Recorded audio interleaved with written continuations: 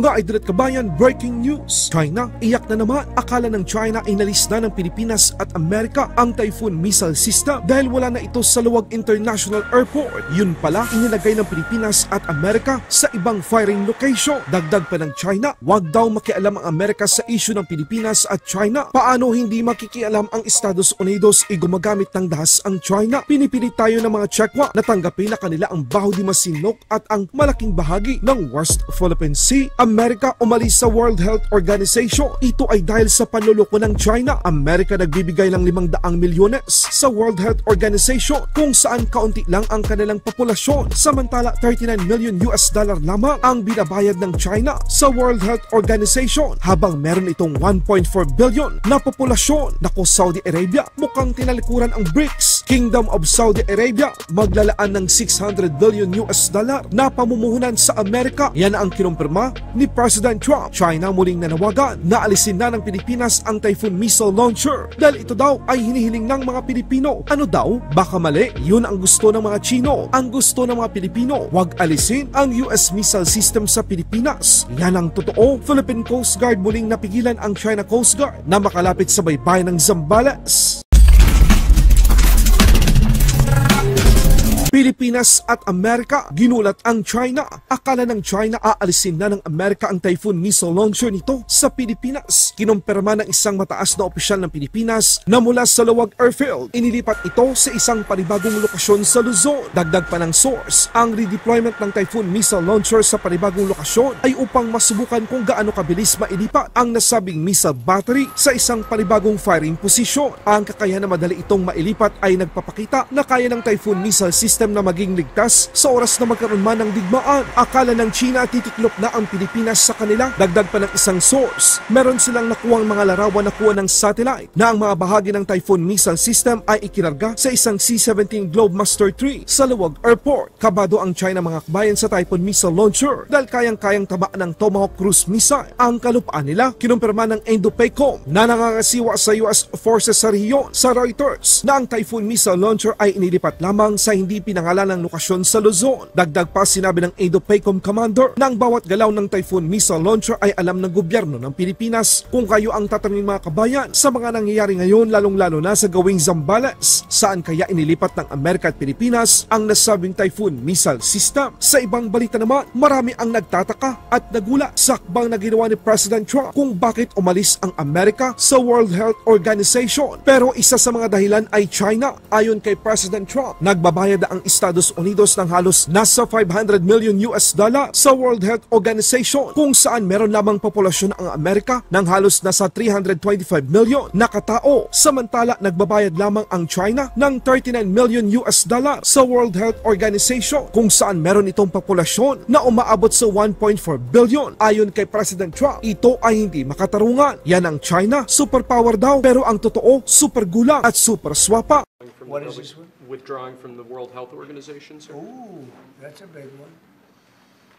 So we paid $500 million to World Health when I was here, and I terminated it.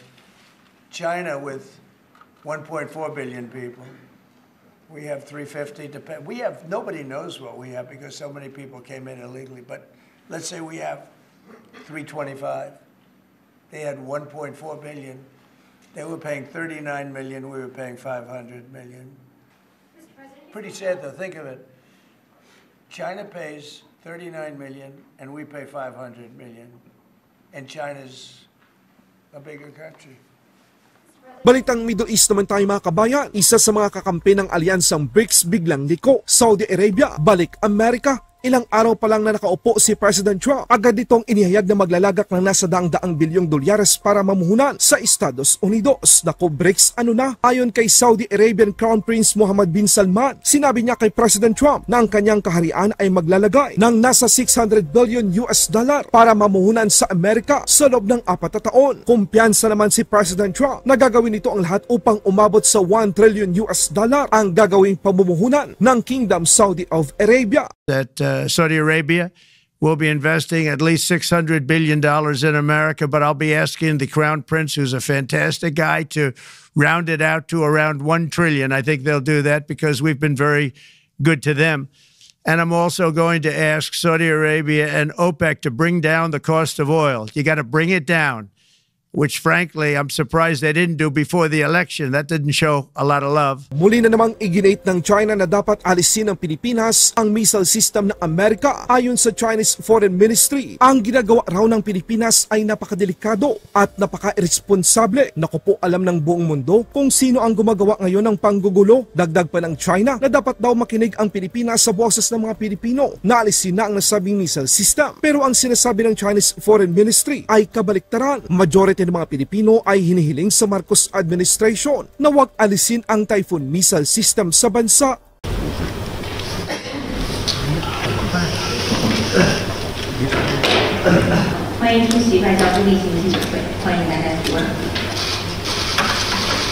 关于美国在菲律宾部署中岛，中方已经多次阐明了坚决反对的严正立场。我想再次强调，菲方引入中导系统这一战略性进攻性武器，制造地区紧张对立，挑动地缘对抗和军备竞赛，是非常危险的举动，也是对本国和东南亚各国人民、对地区安全极不负责任的选择。据报道，中国科研机构的评论称，对日本福岛核污染水排海首次。我们再次敦促菲方正视地区国家和人民的呼声，尽早纠正错误做法，按此前公开承诺，尽快撤走低风中导系统，不要在错误的道路上越走越远。Mas lalong sasakit ang ulo ng China mga kabayan dahil kinumpirma ng Philippine Army na ang nasabing missile system ay tatagal pa sa bansa dahil ito ay muling gagamitin para sa paparating na pagsasani militar ng Amerika at Pilipinas tulad ng Salaknib 2025. China galit na galit matapos magpahayag ng suporta ang bagong Secretary of State ng Amerika sa Pilipinas sa issue ng pangharas at lantarang pananakop ng China sa gawing Zambales. Ayon sa China, wala raw karapatan ang Amerika na makialam dahil hindi naman daw ito party ng South China Sea at wala raw karapatan ang Amerika na makialam sa mga issue sa maritime sa pagitan ng Pilipinas at China. Paano hindi makikialam ang Amerika? Ginagamitan nyo ng dahas, puwersa at pamimilit na agawin at sakupin ang karagatan at teritoryong para sa mga Pilipino. 中国在有关海域的活动合理合法，无可非议。美国不是南海问题的当事方，也无权介入中菲两国之间的涉海问题。美菲军事合作不得损害中方在南海的主权和海洋权益，更不能以此为菲律宾的非法主张背书。中方将继续采取必要措施，坚定捍卫自身领土主权和海洋权益，维护南海的和平稳定。 Philippine Coast Guard BRP Cabra muling hinarangan ang barko ng China Coast Guard upang hindi ito makalapit pa sa baybayin ng Zambales. Comply with 11 laws of People's Republic of China, offshore coast and leave immediately. 菲律宾海警4409船，我是中国海警3103舰。女船已进入中华人民共和国管辖海域，请遵守中华人民共和国相关法律，调整航向，立即驶离。菲律宾 Coast Guard 4409 ，this Channel Coast Guard 3103. You enter the area as the jurisdiction of People's Republic of China to comply with 11 laws of People's Republic of China. Offshore coast and leave immediately. Laban Pinas.